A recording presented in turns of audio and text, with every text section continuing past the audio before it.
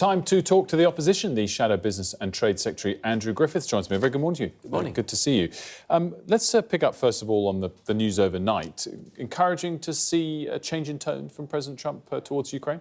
Well, it's very good to hear that they sort of both back in dialogue. It's always been really clear that the only lasting solution, the only sustainable peace is going to come from President Zelensky and the Ukrainian people themselves being at the table. So that was good to hear, and we obviously need to see how that goes forward from here. And the US is our closest and strongest ally, so it's good those two are talking again. As you sort of hint at, we'll see where it goes from here. Could have further changes in tone, of course. But credit to the Prime Minister in helping get us to this place over the last couple of days? Yeah, I think net on particularly European leadership, and we saw also overnight the potential increase in German defence spending. You know, the big issue here is ultimately Europe being willing to shoulder its share of responsibility, us collectively, the UK, as part of that increased defence spend. I and my party think there is further still to go, but that's where the Prime Minister has shown some leadership, and we need to carry on. Clearly, President Trump is a man with the bit between his teeth, and he's getting on with things, and at times using some quite sort of bombastic rhetoric and tactics that we wouldn't perhaps expect in our political system. Are you envious of that? Look, I'm envious of the dynamism, not the bombast, and we would, as you say, we'd use different rhetoric, different language, and particularly when it comes to very sensitive issues like the war in Ukraine, Russia's invasion, it's right that everybody chooses their language carefully and cool heads and cool words should prevail. But you ask, what am I envious of? You've clearly got a change government coming in with a clear set of plans to address some of the big challenges that all Western economies face. High levels of public spending, sometimes an inefficient public service that makes people feel government isn't on their side, it hasn't got the back of business. And you have seen a dynamism with the president, with Elon Musk, that I think is relatively refreshing. And it's right that governments with strong democratic mandates have the ability to get on and do things. I guess, of course, the Labour government have a very strong democratic mandate themselves. Talk to us about the amendments you want to propose to the Employment Rights Bill. Well, the main thing is we don't think this bill is the right response at the right time. What have we got? We've got an economy that on a per capita basis, a per head basis, is actually now in recession. The government's come in with their trash-talking the economy and the budget that's really taken the wind out of the sails of our economy. So right now, the last thing we need is a 1970s style, I think it's about 200 pages now of closely typed red tape, putting a burden on business, small and large, and deterring people from taking that risk of giving people a job, getting people back into employment, which itself has a cost. It's interesting, again, overnight, we've seen apparently the Treasury is saying, well, we can find some public spending cuts. Well, the irony is, had they started with public spending cuts rather than a spending spree, then we might not be in this position.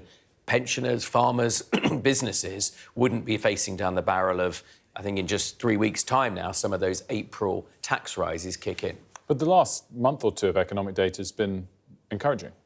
No, if you look, I mean, it's always a mixed picture, but actually if you look at the latest PMI survey, if you look at the Institute of Directors business confidence, and certainly if you look at what businesses have been saying overnight, having seen the fact that the employment bills got even worse in terms of red tape, in terms of reducing the notice period on strikes that's going to cause everybody in the economy hurts when you get strikes, whether it's mums taking their kids to school on the train or businesses in central London who can't get their clients, their customers disappear at short notice because of strikes. So anything that makes greater role for trade unions in the economy. Remember that we went through years of the Blair and Brown Labour governments and they didn't feel the need to completely rewrite employment law. So I would just say, look, this is something, if you're serious about growth, and we should all be serious about growth because there's no defence spending without the economy growing, then this is the sort of bill that the government should shelve.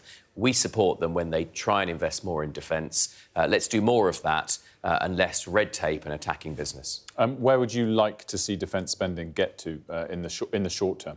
Well, we've said 3% over the life of this Parliament. That was even before the changed context of the United States in treating other European countries to... The manifesto pledge was 2.5. Yeah, and we subsequently said 3% over this Parliament. Look, the reality is, you need GDP to grow, otherwise it's a percentage of a declining number. So, what you actually spend is absolute amounts on tanks and fighter jets and space technology and the rest of it. And then we need to see how far we can go. But we live in a very difficult world. I think your viewers understand that. And there are plenty of choices we can make. I was reading this morning, there are 4 times the headcount in the civil service than in the army. Which obviously grew during your 14 years in government.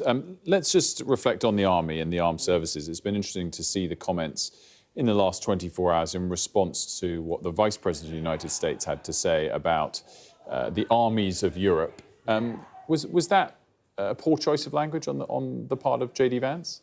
Well, look, the US are our closest ally, and when he says that, which he was clear that he wasn't talking about the UK and France, our service men and women have stood shoulder to shoulder with service men and women in the United States. He himself served in the US Armed Forces.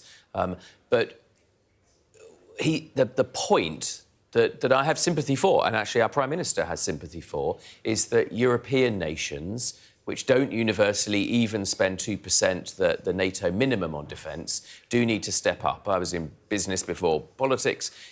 Control what you can control was always my maxim. And the thing that we can control over on this side of the Atlantic is how willing we are to shoulder our fair share of the burden. He's not alone in saying that. President Biden made some of the same comments.